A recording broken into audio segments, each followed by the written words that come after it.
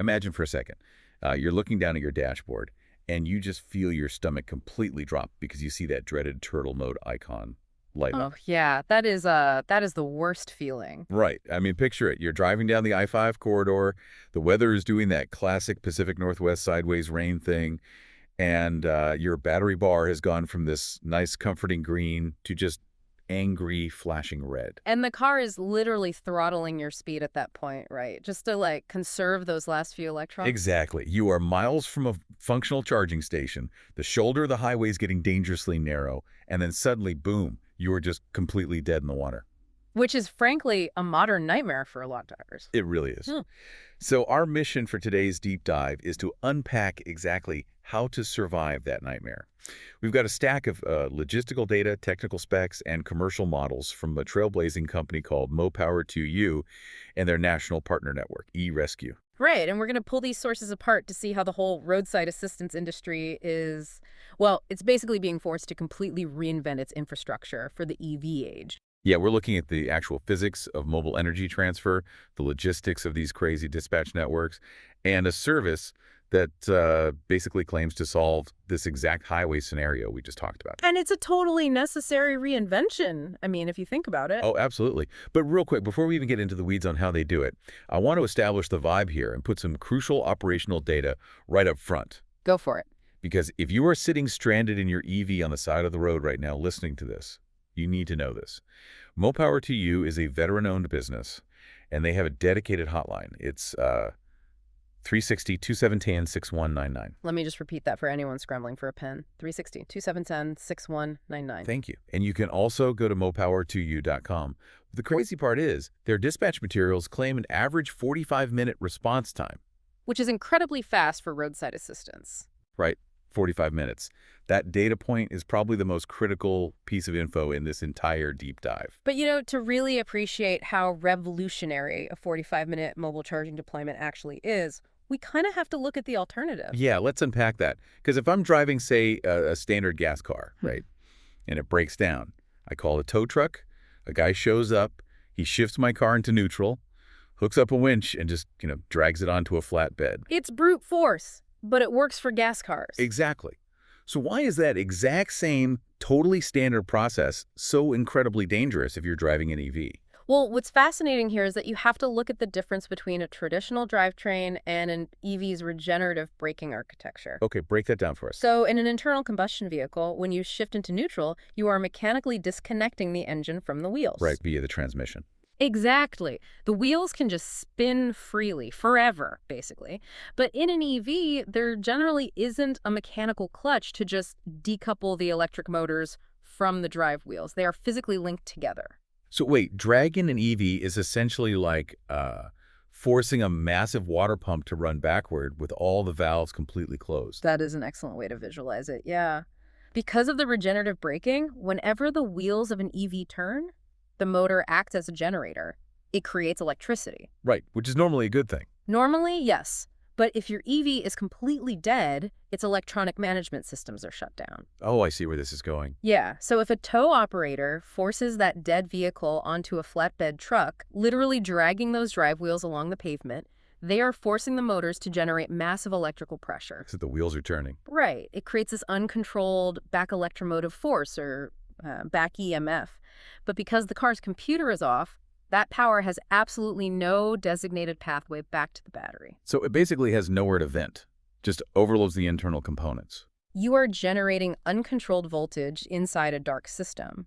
Our sources emphasize that doing this can completely fry the sensitive onboard inverters, damage the power electronics, or even severely compromise the primary high-voltage battery pack itself. Wow. So traditional towing for an EV is like, I don't know, calling an ambulance for a paper cut, except the ambulance might accidentally break your arm on the way to the hospital. Yeah, that's pretty much exactly what it's like. It's why automakers explicitly warn against flat towing EVs. They have to be lifted entirely off the ground. Which means the tow operator has to use those specialized dollies, right? Or skates. Exactly. And from a purely practical standpoint, Dragging a 5 to 7,000 pound EV onto a set of tiny skates on a wet, sloped highway shoulder. In the rain. In the rain, yeah, it is incredibly dangerous, time-consuming, and just super prone to equipment failure. And that assumes the standard tow truck showing up even carries heavy-duty EV skates, right? Which most don't. Yeah. So you end up waiting hours and hours for a specialized heavy-duty flatbed to even become available. Good grief. And then you face a secondary risk, which is undercarriage damage. You know how EV battery packs are situated at the very bottom of the chassis? Right, to lower the center of gravity. Makes them handle better. Yeah, but when you drag a heavy, low-clearance EV up the steep angle of a standard flatbed ramp, the breakover angle frequently causes the ramp to scrape directly against the battery casing. Ouch. And I'm guessing denting that casing is bad news. Puncturing or denting that casing can literally total the vehicle. That is insane. So the entire legacy towing model is fundamentally hostile to how an EV is built. It really is. And think about it. Even if they somehow manage to get the car on the truck without frying your inverter or, puncturing the battery, Yeah. look at the destination. Where do they take you? Usually they just drop you off at a public charging station. Right. And what if those charges are down? Or what if they're IC'd, like blocked by a bunch of gas cars? Or what if it's 2 a.m. and the lot is locked behind a gate? Then they just tow you to an impound yard and hit you with overnight storage fees. The logistical friction just compounds exponentially. And that right there is the structural problem MoPower2U identified. So tell us a bit about their origin, because the sources mentioned they've been at this a while. Yeah, they are a veteran-owned small business, and they were actually founded back in 2018. They started out dealing with portable solar panels and high-capacity battery banks. Oh, interesting. And as EVs started to completely dominate the I-5 corridor, they basically scaled their expertise. They traded in their, USB cables for high-output EV connectors. They observed that the current towing infrastructure was completely failing. So what was their pivot? Their operational pivot was pretty simple in theory, but incredibly difficult in execution. They decided to bypass the physical movement of the vehicle entirely. Meaning the car doesn't move. Right. Their model allows the vehicle to stay exactly where it is. The rescue van pulls up, delivers the necessary kilowatt hours right to your charge port, and then you, the driver, leave under your own power. Which is just infinitely safer. And the sources actually provide a really compelling economic metric for this approach. Yeah, the cost savings are huge. If you look at the comparative data, mobile charging costs a fraction of an EV-specific flatbed tow.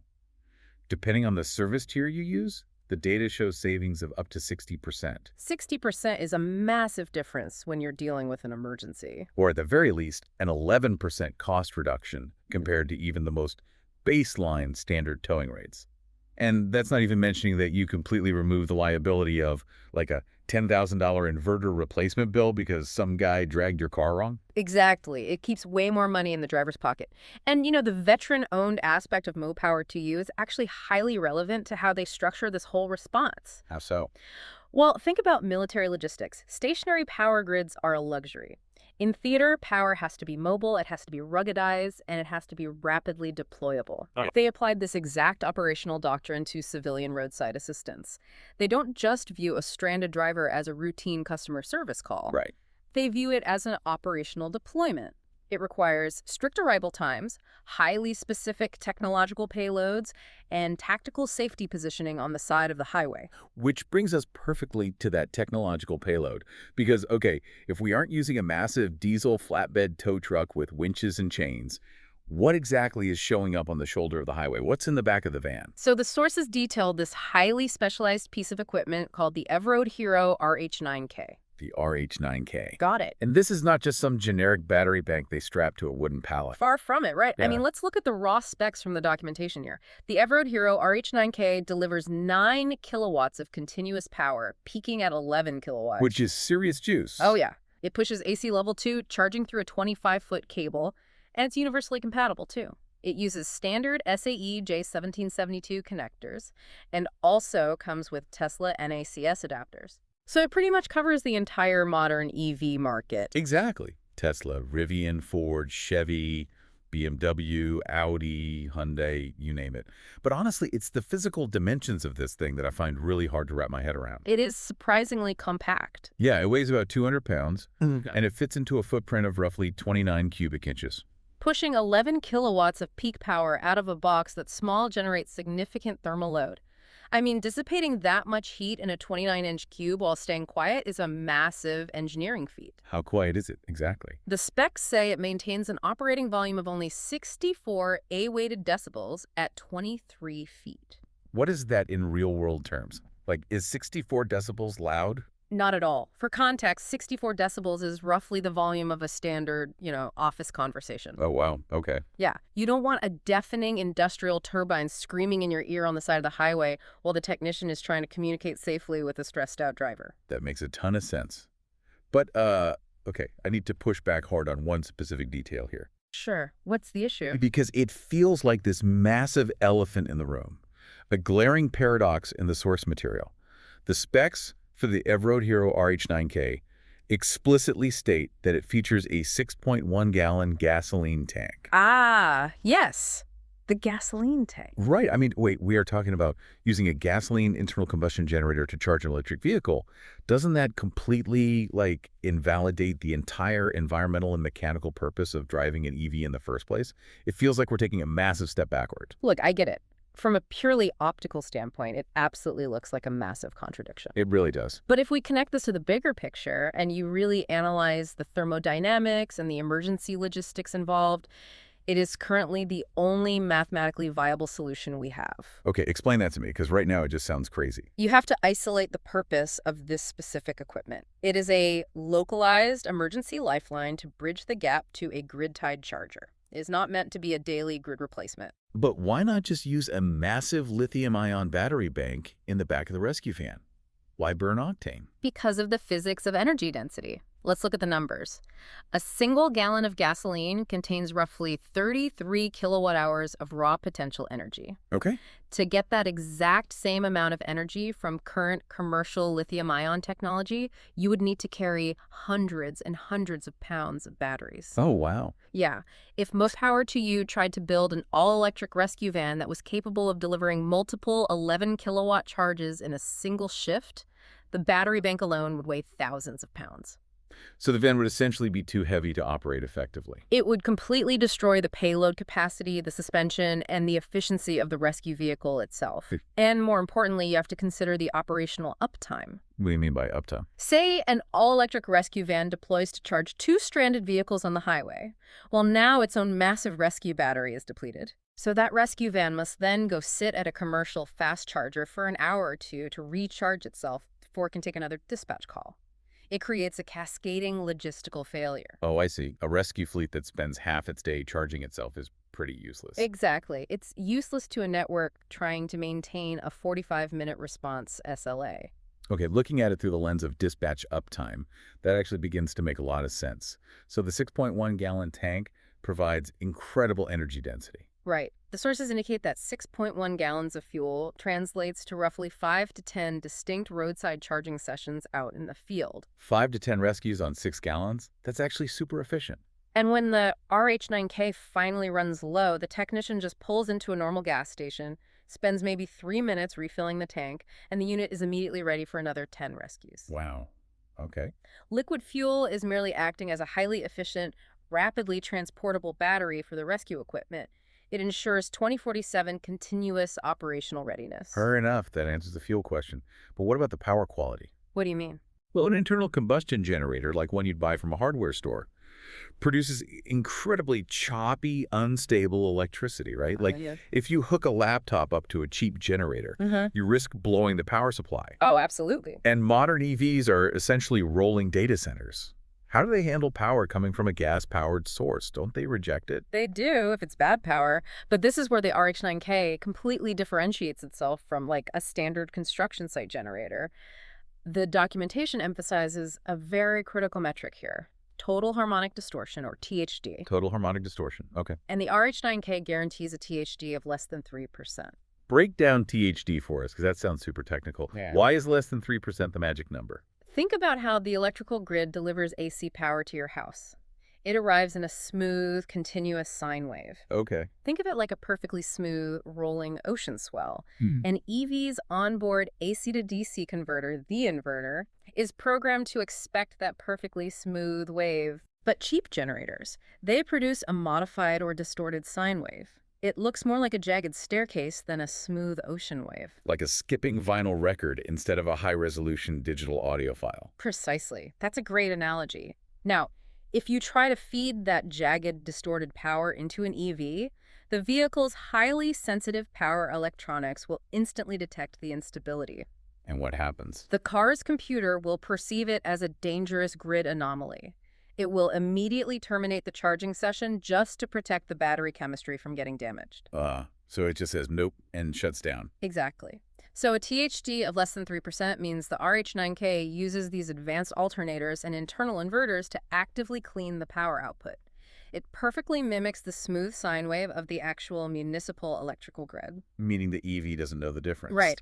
The EV's computer handshakes with the RH9K recognizes the power as incredibly clean and stable and allows the high-speed transfer of energy to begin.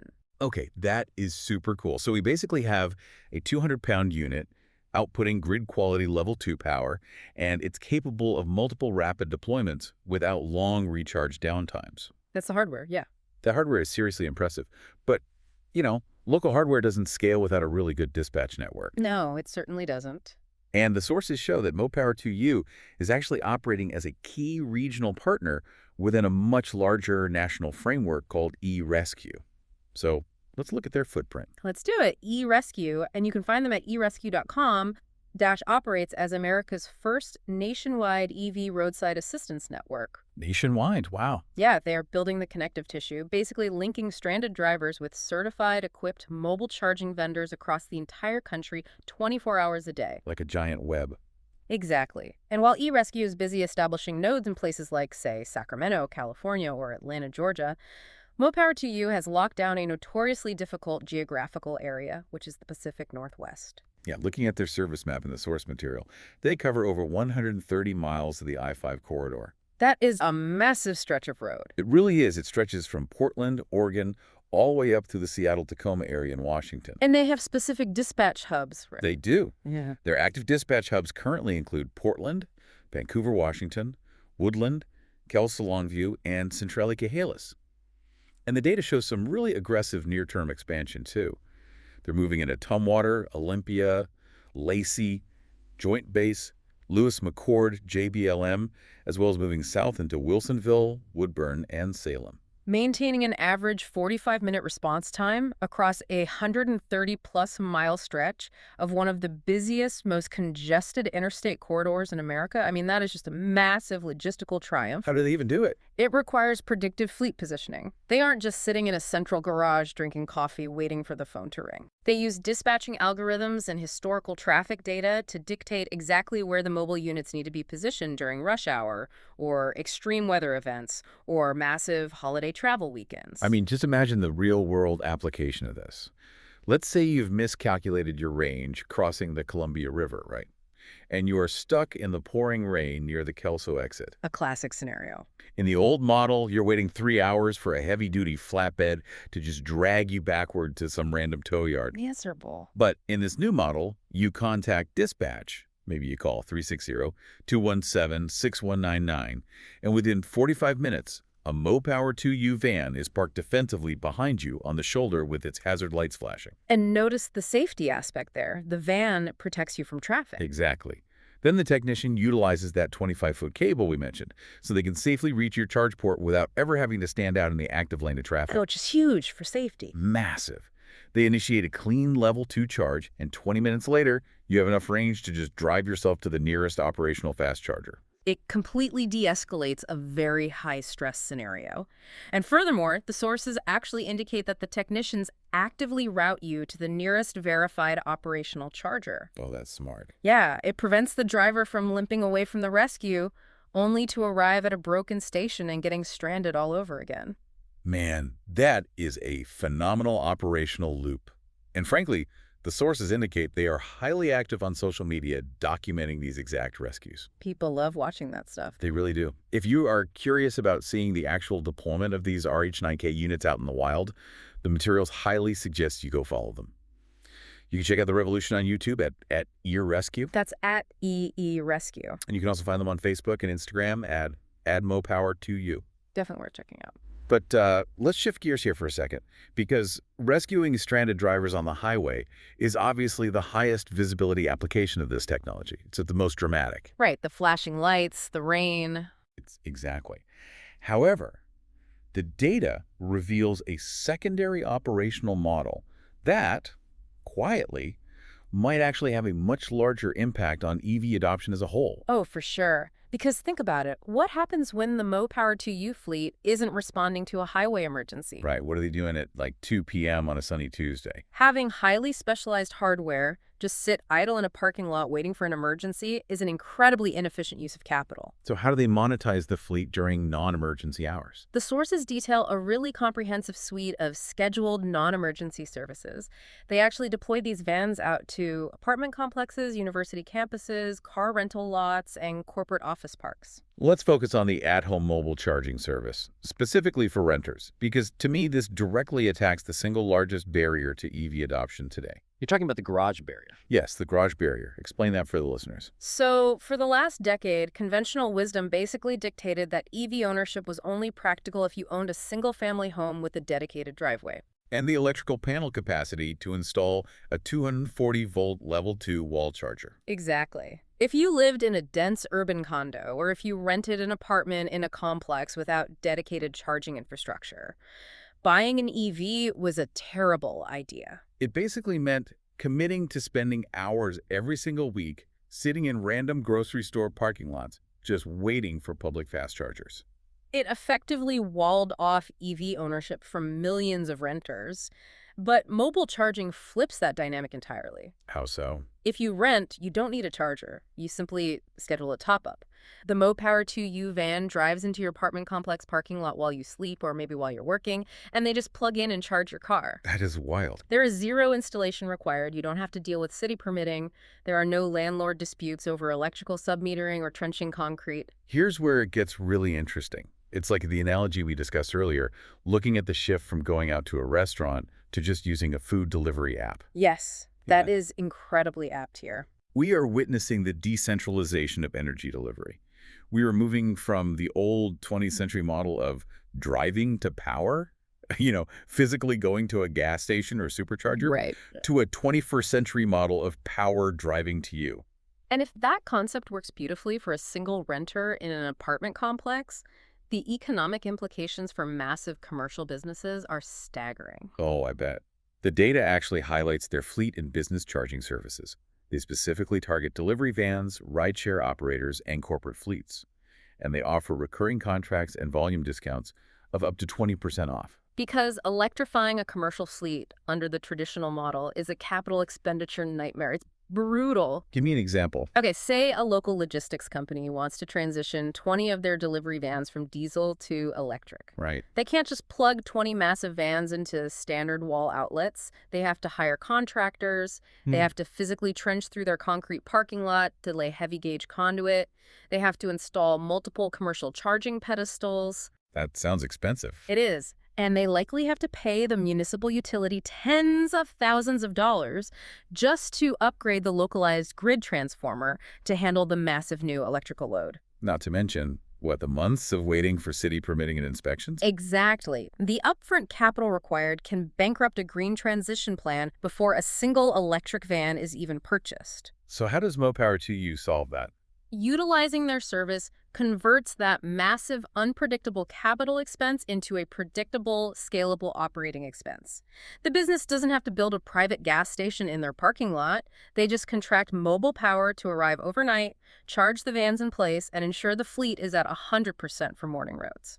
That is just brilliant business. And because they are fully integrated into the e-rescue network, the sources show they offer a holistic suite of EV-specific services beyond just charging. Yeah, they do a lot more than just provide power.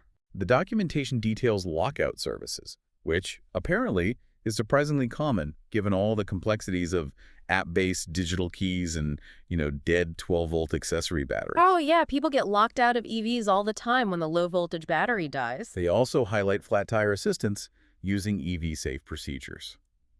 And I want to linger on this for a second because I found this fascinating. Why does changing a flat tire on an EV require a specialized safety protocol compared to, say, my old Honda Civic. It comes down to chassis weight distribution and structural vulnerabilities. Remember that energy density problem we discussed earlier? With the heavy batteries? Exactly. EV battery packs are massive and incredibly heavy. An EV can easily weigh 30 to 50% more than a comparably sized internal combustion vehicle. Which is a lot of extra stress on the frame. Right. Consequently, the designated jack points on an EV chassis are highly specific. They have to be reinforced to handle that massive localized stress. So what happens if a standard roadside technician pulls up with a normal hydraulic floor jack and just, slides it under the car like they would on an older gas vehicle? Well, if they miss that reinforced jack point by even a few inches, and they apply all that hydraulic pressure directly to the battery casing, the extreme weight of the vehicle will literally crush the battery enclosure. Oh, man. Yeah, this can puncture the lithium-ion cells inside, which leads to a catastrophic thermal runaway event. Which is basically an uncontrollable chemical fire. Exactly. It's incredibly dangerous. Mo-Power2U technicians are trained specifically on EV architecture. They utilize the correct structural pucks and load-bearing procedures to safely lift the vehicle without ever compromising that battery. That attention to detail is so critical. The sources also note that they do provide EV-safe towing when absolutely necessary. You're right, because sometimes charging just isn't the answer. Yeah, they recognize that if there's a mechanical failure or, suspension collapse or collision damage, the vehicle simply cannot be charged.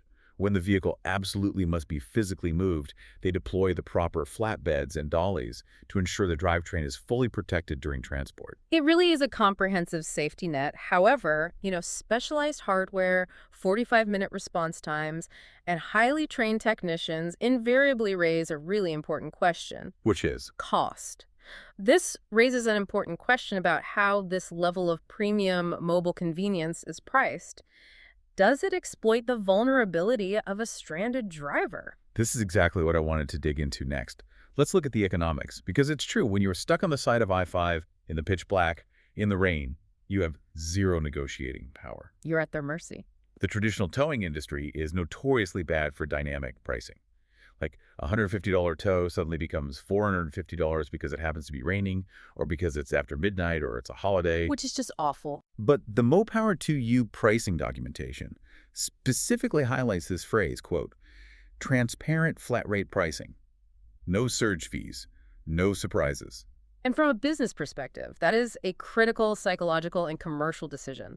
Emergency services are inherently high-stress situations. Right. By guaranteeing a flat rate, regardless of the weather or the time of day, they are building immense long-term brand loyalty rather than just, extracting short-term profit from a very vulnerable customer. Okay, let's scrutinize the specific pay-per-visit tiers they offer. Yep. Their baseline option is the 20-minute charge, which they bill as the standby boost.